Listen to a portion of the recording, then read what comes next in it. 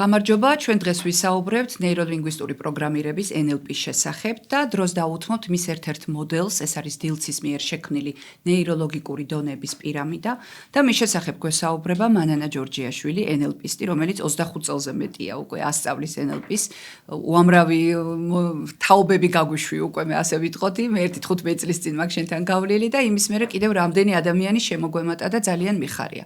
მოდი, სანამ განვიხილავთ თვითონ აი ამ მოდელს, მაინც აღვნიშნავ, რომ ყველაზე მეტად რამაც მომხიბლა ამ სიტუაციაში ის არის, რომ დილცი არ შეჩერებულა იმ თავის პირველად მიგნებებზე, სულ უფრო ვითარდება და ბევრი სიახლეც შემოგთავაზა ბოლო პერიოდში. და აქვე დავამატებდი, რომ ნებისმიერი პროფესიის ადამიანმაც რომ იცოდეს ეს მოდელი რა არის, როგორ აზროვნებს ადამიანი, როგორ უნდა მიიყვანო, თქვათ გარკვეულ რესურსებამდე, რომ თავისი სხვადასხვა პრობლემები გადაჭრას და პრობლემების გარდა უფრო განვითარდეს, წინ წავიდეს. მოკლედ, ბევრი შესაძლებლობა აქვს ამ მოდელს და მგონია, რომ ეს ჩვენთვის არ უნდა დავიტოვოთ და უფრო ფათომასებმა უნდა იცოდნენ, ხო? მოდი მომიყევით რა, რითი დაიწყო ყველაფერი, როდესაც შეიქმნა ნეიროლოგიკური დონეები. თვითონ დილცია ძალიან საინტერესო ადამიანი, მინდა გითხრათ და დილცმა ეს მოდელი პირამიდის, რომელიც ერთი მხრივ ძალიან ნატიფი და ძალიან მარტივია, მაგრამ ძალიან სიღრმეებში ჩადის, შექმნა დაახლოებით 40 წლის წინ. და აი ხა ბოლო ტრენინგზე რო ვიყავი დილცის ერთ-ერთმა მონაწილემ დაუსვა ესეთი კითხვა, რომ როგორ ახერხებთ ამდენი წიგნის დაწერას, ამდენი ტრენინგების ჩატარებას, ამდენ რაღაცა საერთოდ და როგორ ხდება ეს და რაღაცა და ძალიან საოცარი იყო, მე განვითარებას არ ვწყვეტო უთხრა. და რამდენი წლის არის ამ ეს იყო 60 გადაცილებულია, 66-ის არის თუ 65 წლის და ნუ თქვენ მოიდგინეთ, ახლა 40 წელია რაც პირამიდა შექმნა და მანამდე კიდე მოღვაწეობდა პირამიდაც შეიქმნა იმის საფუძველზე მის პრაქტიკულ მოღვაწეობასთან საქმიანობასთან ერთად და პირამიდის აუცილებლობა ზუსტად ამაში დაინახა, თავიდან დაარქვა ლოგიკური დონეები და მერე უკვე როცა აღმოაჩინა კავშირი ნერვულ სისტემასთან პირამიდის თითოეული შრის მერე უკვე გადაერქვა და ეხლა უკვე გამოიყენება როგორც ნეიროლოგიკური დონეები და პირველი გამოყენება ამ პირამიდამ ზუსტად პოვა ნეიროლინგვისტური პროგრამირების წიაღში და მე მახსოვს ერთ-ერთ კონფერენციაზე თვითონ ბენდლერმა ძალიან ესეთი პრიზი გადასცა განსაკუთრებული ღვაწლისთვის რობერტ დილს იმისთვის რომ მან შექმნა პირამიდა და განავითარა პირამიდა და მე გეთანხმები რომ პირამიდა ისეთი არაჩვეულებრივი მოდელია რომ ძალიან ბევრი რაღაცის საკითხის თემის პრობლემის მოგვარება შესაძლებელია პირამიდით და რეკლამის გაკეთება შეგიძლია PR-ის გაკეთება ბრენდინგში შეგიძლია სტატუსებსაც რომ ვაკეთებ იმასაც ვაკეთებ ხშირად პირამიდის საჯარო გამოსვლის ტექსტი შეგიძლია პროექტი შეიძლება დაწერო პირამიდის მიხედვით უამრავი შესაძლებლობა. რას წარმოადგენს თვითონ ეს პირამიდა? მოდი ესე ავხსნათ, რამდენი შრისგან შედგება და ძირითადი აზრი მაინც რა არის და არსიმისი. ხო, აი მოდი მაინც იმას ვიტყვი, რომ როცა თავიდან პირამიდა შემოვიდა NLP-ში ასე ვთქვათ, ხო? თავიდან გამოიყენებოდა თერაპიული და ცოტათი დიაგნოსტიკური თვალსაზრისითაც, იმიტომ რომ რომელ ლოგიკურ დონეზე გვაქვს დასამუშავებელი საკითხი, ამის კვლევას ვიწყებდით. ანუ ქცევის დონეზე იყო ეს, იმიტომ რომ სამყაროს დონეზე და გარემოს დონეზე არასოდეს პრობლემა არ არის. პრობლემები ჩვენშია ხოლმე და ჩვენი ურთიერთობით სამყაროსთან, ხო? და ქცევის დონეზე იყო, ჩემი ხასიათის თვისებების და უნარების დონეზე იყო, ღირებულებების და რწმენამტკიცებულებების დონეზე, იდენტიფიკაციის დონეზე თუ საერთოდ ხედვის დონეზე იყო ეს ყველაფერი, ხო? ამის გამოსაკვლევად ზუსტად აი ამ შრეებზე სიარული და ამ ლოგიკური დონეების მიხედვით სვლა ძალიან მნიშვნელოვანი იყო ხოლმე და ვიყენებდით ხოლმე ესეთ აღმავალ და დაღმავალ გზას ნეიროლოგიკური დონეების განვითარებისას. ეხლა რო წარმოვიდგინოთ პირამიდა, ხო, თვითონ ვიზუალურად, ხო, მე შემდგომში უკვე განვითარებასთან ერთად, ხო, აღმოჩნდა, რომ თითოეული ეს შრე დაკავშირებულია სხვადასხვა ჩვენს ნერვულ სისტემასთან, ტვინის სხვადასხვა ნაწილებთან და ჩვენი აღქმის რეაქციებზეა დამოკიდებული და ასე შემდეგ. და აქედან გამომდინარე, უკვე მერე შეეცვალა სახელი და დაერქვა ნეიროლოგიკური დონეები. კიდევ უფრო სიღრმისეულად რო წავიდნენ, აღმოჩნდა, რომ მისი გამოყენება შეიძლება ყველა სფეროში აბსოლუტურად, როგორც უკვე ვთქვით, ხო, კიდე პროექტი დაწერია ამის მიხედვით და კიდე ორგანიზაციის ხედვა და ეს ჩამოაყალიბე, როცა ამ ლოგიკური დონეების მიხედვით მიდიხარ. კიდე სარეკლამო კამპანია აკეთა, კიდე რაღაცა, მოკლედ ნებისმიერ სფეროში გამოიყენება. და საინტერესო ის არის, რომ პირველი შრე ლოგიკური დონის, ეს არის გარემო. სულ 6-ია, მოდის დავიწყოთ. ჩვენ ადამიანებს სულ 6-ია. ჩვენ ადამიანებს გვჩვევია, რომ ყველაფერი არის სხვისი ბრალი. ქვეყნის ბრალი, ქალაქის ბრალი, ამინდის ბრალი, რომ დავსველდი წვიმაში, თურმე იმის ბრალია. ჩვენ ასე ვთქვათ, იმდენად ვუფრთხილდებით საკუთარ თავს, რომ ძალიან გვინდა, რომ სხვისი ბრალი იყოს ეს ყველაფერი და ჩვენში არ ვეძებოთ. ამიტომ გარემო, რომელიც გვაქვს, ხო, ვაბრალებთ რაღაცებს გარემოს და გარემო ქმნის თითქოს რომელიღაცა კონტენტში მაქვს რაღაცა პრობლემური სიტუაცია, ხო? მაგალითად სამსახურში რაღაცა, უფროსია ეგეთი ნერვებმოშლილი მოვიდა და რაღაცა და მე ამიტომ მოკლედ, ამიტომ ვიწყებთ გარემოთი. და როგორ არის ახლა ნერვული სისტემა დაკავშირებული, რასაც მე ვხედავ, გრძნობ და მესმის, ანუ ჩემი ფილტრები, რითიც მე აღვიქვავ სამყაროს, ეს რეაქციები და ამ სტიმულებზეა დამოკიდებული ჩემი აღქმა, ანუ ჩემს რუქაზეა დამოკიდებული, როგორ აღვიქვავ მე გარემოს. შემდეგი საფეხური არის უკვე ამ გარემოში, კონკრეტულ გარემოში მე მაქვს კონკრეტული ქცევა და მოქმედება, რომელიც არ უნდა იყოს, როგორც არ უნდა დავყოთ ჩვენი ცხოვრება, ხო?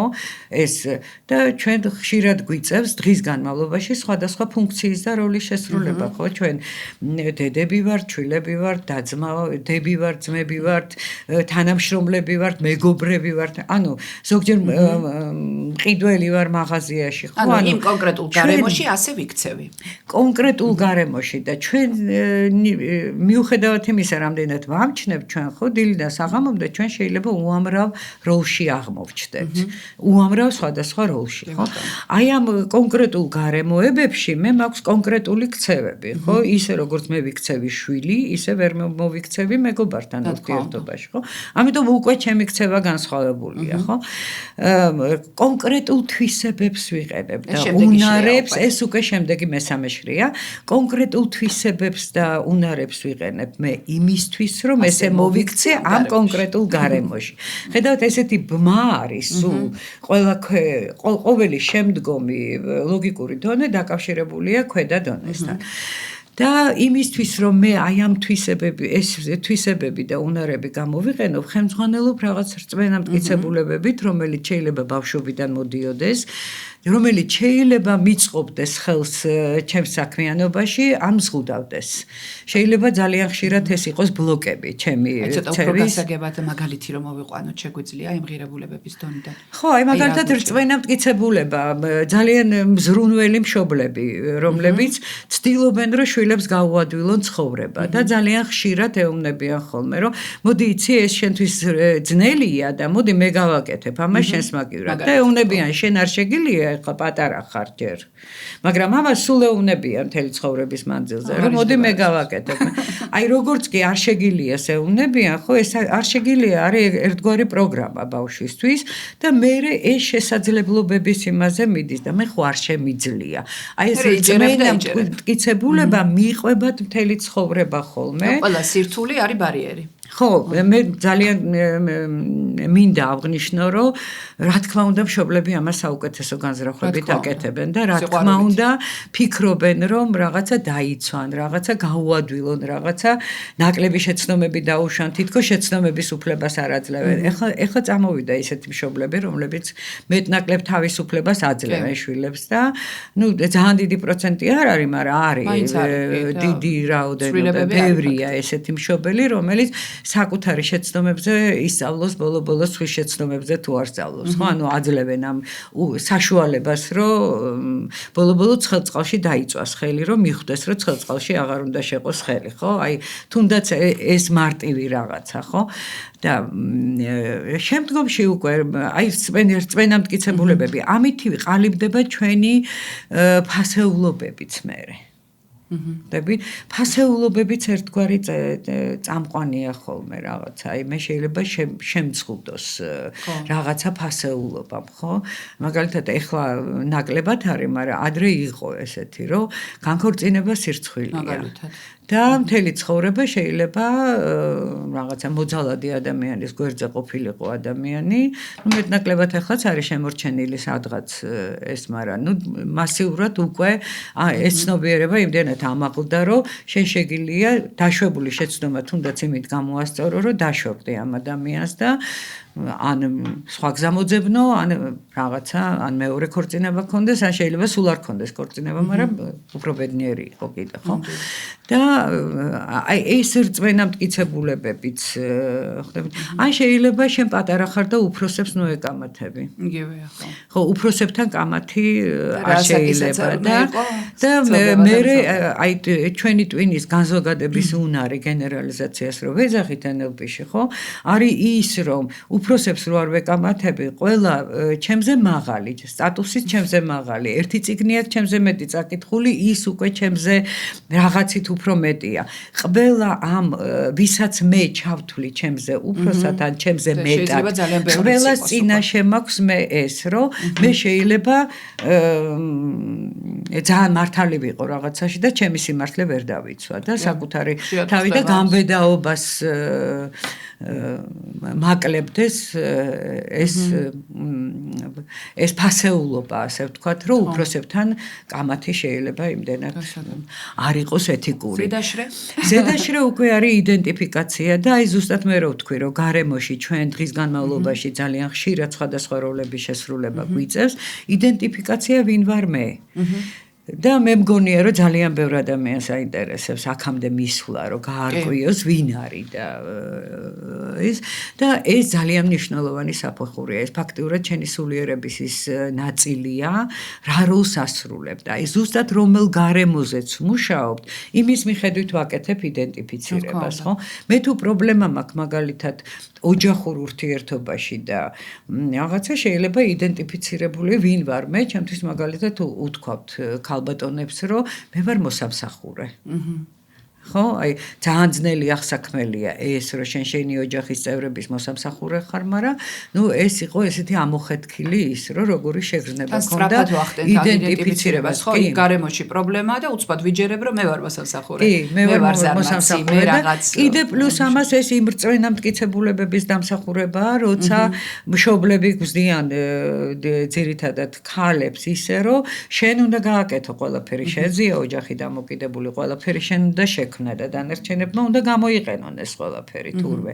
მომხმარებლები არიან დანარჩენი ოჯახის მოდელი ეს არის. ხო, სამწუხაროდ და ამიტომ და ამით მე იტანჯებიან ადამიანები, ხო ესეა რა და იდენტიფიცირება რომ მე ვარ ჩემი ოჯახის წევრების მოსამსახურე და ყველაზე საინტერესო ის არის რომ შენთან მოდის კლიენტი ზუსტად იმიტომ რომ არასათანადო უკავშირს იღებს. ხდებით და ის იმიტომ რომ მოსამსახურე დააღიქვავს ამ როლით ზუსტად იგივე უკავშირს იღებს ოჯახის წევრებისგან უპატივცემულობას, ნაკლებად გამოხატულ სიყვარულს, უფრო მეტ ვალდებულებებს რო აკისრებენ და ის და უკვე ეს აღარ მოწონს. ხდებით ეს კი ამას საუკეთესო განზრახვებით აკეთებდა, მაგრამ აღმოჩნდა რომ იმათ აღქმაში ეს უკვე მოსამსახურეა და თვითონაც გრძნობს რომ მოსამსახურეა. როგორც კი აი ამ იდენტიფიკაციის შეცვლა თუ გინდა უნდა შეცვალოს შეცვალო შენი ქცევა, რა თქმა უნდა, მაგრამ იმისთვის რომ ქცევა შეცვალო, მუშაობ უფრო ზედა აი ამ იდენტიფიკაციაზე უნდა იმუშაო. იდენტიფიკაციის შეცვლით იცვლება რწმენამტკიცებულებებიც და ფასეულობებიც, ხასიათის თვისებებიც, ქცევაც იცვლება და რა თქმა უნდა შესაბამისად იქცევა გარემო. და ძალიან ხშირად არის, რომ აი ის ესე მეკცევა და მე არ მინდა რომ ისე მეკცეოდეს და რაღაცა. ჩვენ უნდა შევცვალოთ ჩვენი ქცევა, ჩვენ უნდა შევიცვალოთ თუ გვინდა რომ სამყარომ სხვა უკავშირი მოგვცეს. ხო, დილცის ერთ-ერთი მიგნება ხო ზუსტად ეს იყო, რაც თავიდან ძალიან მომეწონა, რომ რა დონეზეც აღმოვაჩენთ პრობლემას, იმ დონეზე პრობლემა ვერ გვარდება. გვარდება ორი საფეხურით ზევით. და დაგვრჩა ახლა მისის ნაწილი. იცი რა არის, ორი საფეხურით არა, ერთი საფეხურით საკმარისია ძალიან ხშირად, მაგრამ მთლიანად თუ გინდა ყველაფერი შეცვალო, თუ იდენტიფიკაციით და ხედვით დაიწყებ, უფრო კარგად იცვლება ყველაფერი ქვემოთ. ეს არის აღმავალი გზა, როცა ჩვენ პირამიდის გზაზე მივდივართ და მწვერვალია უკვე ჩემი იდეალური მე, რომელიც მე მომეწონება, მე, რომლის მოდელიც, ან რომლის მოდელირებაც მომინდება. მე, რომელიც დახუნძლულია რესურსებით და იმ რესურსებით, რომელიც მაქვს, მაგრამ არ ვიყენებ ხშირ შემთხვევაში. ეს ძალიან მნიშვნელოვანია, იმიტომ რომ რესურსებს თითქოს, მაგრამ გამოყენებაში არ აქვს. რატომ? იმიტომ რომ ბავშვები იბადებიან უამრავი რესურსებით და ცხოვრების გზაზე საზოგადოება ახდენს მასზე გავლენას, ზოგჯერ თავისი თავიც, რომელიღაც რესურსი სადღაც არ გამოადგა და თითქოს კირში ჩაკეტა. და ის მიკრო გარემოც, რომელშიც უხდება ადამიანს ზრდა და განვითარება, ახდენს მასზე გავლენას, მაგალითად სიჯიუტის ჩახშობა. მაგალითად. ხო, ჯიუტი ბავშვები მშობლებს არ მოწონთ და ცდილობენ რომ სიჯიუტე ჩაახშონ და რას აკეთებენ ამით? მორჩილ ადამიანებს ზრდიან. კლავენ მასში ლიდერს და კლავენ მასში წინააღმდეგობის გადალახვის უნარებიან ადამიანს. პრაქტიკულად მთელ სცენარს უცვლიან ცხოვრებისეულს. მთლიანად, აბსოლუტურად და ამიტომ ეს ლიდერები მათში არის, უბრალოდ ეს არის კივში ჩადენილი. ის უნარები ყველაფერი არის, უბრალოდ სოციუმმა აიძულა, რომ სკივში ჩაეკეტა და ზოგჯერ ძალიან დიდი ბოქლო მიადევს ხოლმე ამ სკივს ხოლმე და აი იქ უკვე ძალიან კარგად იხსნება ეს, როცა საკუთარი თავის ხედვა, თუნდაც რამდენიმე წლის მერე, რომელიც უკვე შემდგარია და რომელიც შეიძლება ოცნების სფეროთ მოეჩვენოს ადამიანს, რომ ამის მიღწევა შეუძლებელია, ყველაფერი შესაძლებელია თუ შენ იმ რესურსებს სკივრიდან ამოიღებ. ნამდვილად. ბოლო შრეზეც და უკვე დაღმავალ ხაზზე როცა მოდიხარ, მანამდე როცა გარემო იყო მუქფერებში, მერე ბრწყინდება უკვე ის გარემო და ხო, ეს ცოტა რთული გასაგებია ალბათ ახლა მსმენელისთვის, იმისთვის რომ გაიგონ, ჩვენ 4 დღიანი ტრენინგი გვექნება ივნისში და მობრძანდნენ და გავაცნობთ ამ ყველაფერს. თან ყველაზე საინტერესო ის არის, რომ ეს არ არის მხოლოდ თერაპიული. ეს არის ორგანიზაციული თვალსაზრისით ძალიან კარგად სტრუქტურირებადი ხო, ამიტომ მენეჯერებისთვის, HR-ებისთვის, იგივე პედაგოგებისთვის რამდენჯერ გვითქვამს, რომ განათლებაში რა დოზით შეგვიძლია გამოვიყენოთ და ასე შემდეგ. ან უბრალოდ კომუნიკაციური უნარების გასაუმჯობესებლადაც კი საკმარისია და კარგია. ხო, იცი რა, მე მაგალითად პირადად ძალიან ხშირად დავდივარ ჩემი ლოგიკური დონეების შრეებზე ხოლმე გააჩნია უცებ რა სიტუაციაში აღმოჩნდები და მე თვითონ შემილია უკვე იმდენჯერ გვაქვს ჩატარებული მე და შენ ეს სხვისთვის რომ უკვე შეგვიძლია რომ ჩვენ თავზეც ჩავატარო ძალიან თავისუფლად, იმიტომ რომ მაინც სათხარ რა დონეზეა ეს პრობლემა შექმნილი და რა უნდა გააკეთო და მე შეიარჩევანია უკვე რასაკეთებ. კი და აი თვითონ ამ ლოგიკური დონეების შრეებზე როცა მიდიხარ, ხო, იქ ისმევა ზუსტად ისეთი კითხვები, იგივე მეტამოდალური კითხვები NLP-ის ესეთი ერთ-ერთი პირველი ტექნიკა, რომელიც მენდელერმა და გრინდერმა შექმნეს, კითხვების დასმის ტექნოლოგია, ხო, და მეტამოდელი დაარქვეს მან. აი ამ კითხვებით ჩვენ სიღრმისეულად ჩავდივართ. და აი ისეთი გაცნობიერება შეიძლება გქონდეს ამ პროცესში, რომ ეს არ ვიცი, რამდენ წლიანში რომ მას უდრის სხვა მეთოდებით რომ იმუშაო. ნამდვილად. და აი შენთვისაც უთქვათ, ხო, როცა NLP-ის ტექნიკებით ხელმძღვანელობ, რომ მე უდიდესი კომპლიმენტი მითხრა ერთ-ერთმა ჩემმა კლიენტმა, მაგალითად, რომ 4 წელი თერაპიაზე დავდიოდი და რაც 2 სეანსში მივიღე შედეგი, ის სეანსი არ მქონდა მიღებული 4 წელი. აი ეს არის სისწრაფე. ხო, ამიტომ მაინდა-მაინც არ უყვართ ფსიქოლოგებს და ფსიქოთერაპევტებს NLP და ზოგჯერ ისე ცუდათაც მოიხსენიებენ, იმიტომ თუმცა მე ვთვლი, რომ ძალიან ესეთი დამხმარე ინსტრუმენტია, იმდენად ძლავრი და იმდენად კარგი ამის არცოდნა, მე მგონია მე ვფიქრობ, რომ ესეთი ტექნიკური ცვლილებების წინსვლის და ესეთი ციფრული ტექნოლოგიების შემოღებით და დრო რო ძალიან დაჩქარდა და რა ის ხო, მე ვთვლი, რომ NLP არის 21 საუკუნის თერაპიული მეთოდი და მეთოდი ფსიქოლოგიაში, რომელიც სწრაფ ცვლილებებს და ტრანსფორმაციას იწვევს და ამიტომ ვფიქრობ, რომ თუ მთლიანად NLP არა, პირამიდა მაინც უნდა ისწავლოს ხალხმა იმისთვის, რომ დაუშვათ საკუთარი ლოგიკური დონეების წყობაც გაიგოს და შეძლოს ბიზნესის აწყობაც, რატომაც არა და თავისი ცხოვრების აწყობაც. ძალიან დიდი მადლობა. მადლობა თქვენ.